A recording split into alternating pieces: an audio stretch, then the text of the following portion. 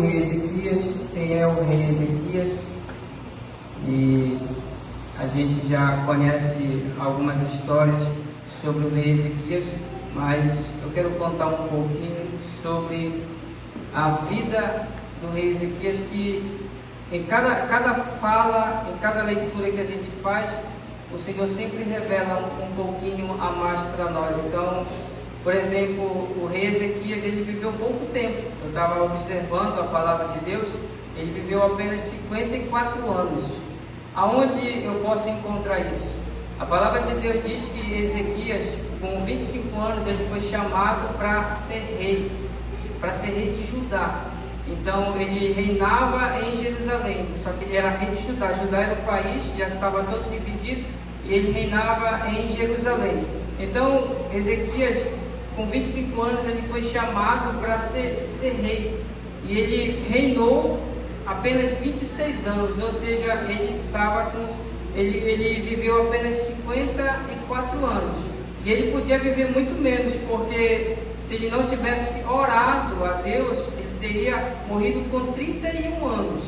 Ou seja, a vida dele foi curta, mas a gente conhece muito a história de Ezequias. Por exemplo, ele era um homem de oração, era um homem que buscava a Deus, era um homem que clamava a Deus no momento que ele estava precisando, no momento que ele clamava, mas também ele falhou. Ou seja, a gente conhece a história que ele orou e Deus enviou um anjo e derrotou 185 mil soldados. Ou seja, é exatamente sobre essa mensagem que eu quero falar, sobre 185 mil soldados que um anjo derrotou em apenas uma noite. Ou seja, num momento só o anjo veio e derrotou 185 mil soldados. E depois conta a história de que ele passou uma enfermidade, então ele ia morrer, só que ele orou ao Senhor. Ele era um homem de muita oração. Depois ele se exaltou, depois ele morreu. Ele pediu 15 anos do Senhor, e depois ele ainda fez besteira ainda. Ele acrescentou, e depois Deus veio trazer uma palavra para dizer que nele não ia ser descontado, mas nos seus filhos, na sua descendência ia acontecer. Ou seja, ele pediu 15 anos ao Senhor e ainda fez coisas erradas, mas ele era um homem de oração. Ezequias era um homem de oração, mas ele não estava isento de cometer coisas erradas. Ele era um homem de oração, mas ele errou. Mas ele buscava ao Senhor. Ou seja, a gente olha para os homens de Deus e a gente pensa que é somente acertar. Não, tem gente que é gente de oração, mas às vezes erra. A gente vê aqui que Ezequias errou bastante, mas o Senhor sempre ouvia a oração desse homem chamado Ezequias, que era colocado como rei sobre Israel. Então Ezequias foi chamado com 25 anos para reinar sobre Jerusalém. E nesse tempo havia também um rei chamado Osias. Osias já havia 7 anos no reinado de Israel. Ele era um povo vizinho, mas estavam divididos. Então nesse tempo o rei da Síria destruiu todo Israel. Por quê? Porque eles estavam adorando um Deus feito por Moisés. Moisés tinha feito uma estátua de bronze, e eles pegaram essa estátua de bronze que serviu para curar as pessoas no deserto. Eles tinham pegado essa estátua de bronze e agora já estavam fazendo dela um Deus. Eles já estavam adorando. Eles já não estavam mais buscando Deus, eles estavam buscando os sinais. Eles já queriam saber dos sinais, queriam que aquela estátua, aquela serpente de bronze viesse trazer cura. Então Deus mostrou para eles que eles estavam errados. Então foi destruído.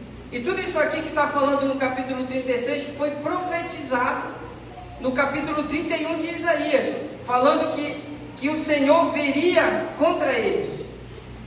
Então quando no reinado de Uzias, o rei da Síria destruiu todas as cidades e chegou até a região de Judá, aonde era que Ezequias comandava. Só que depois que eles destruíram a cidade de Uzias, do rei Uzias, todo aquele lugar, ainda ficou 10 anos ainda em paz.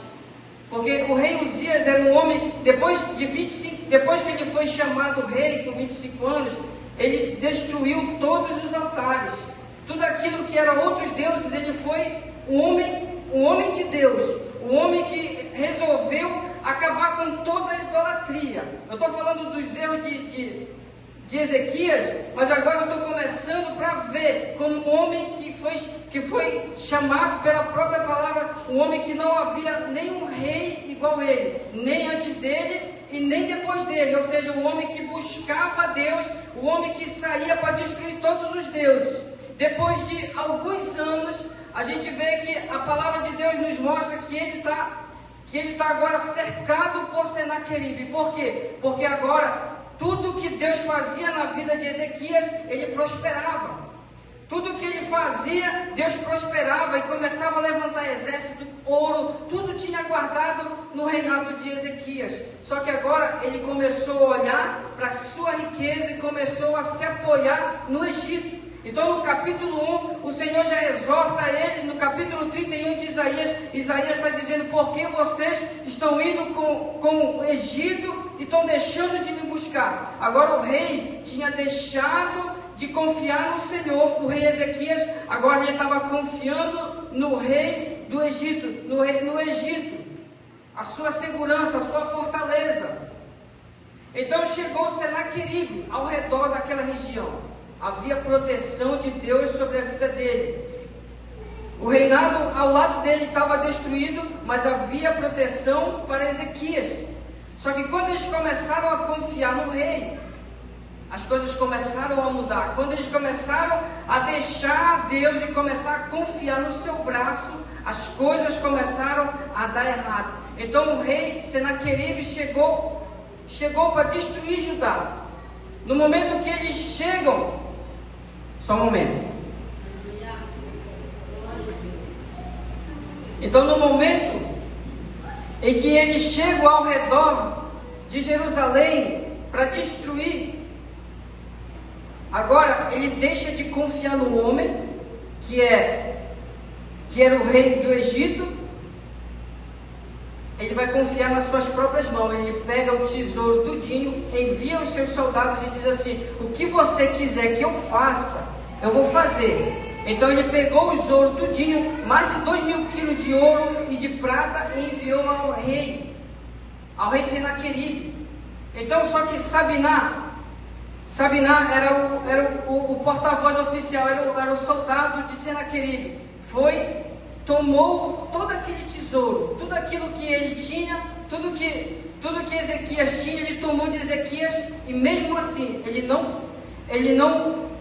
protegeu, ele não foi embora. Simplesmente, como diz a palavra de Deus, Deus não é homem para que minta, e nem filho do homem para que se arrependa. Sabe o que Ezequias estava fazendo? Ele estava confiando no braço no braço de carne.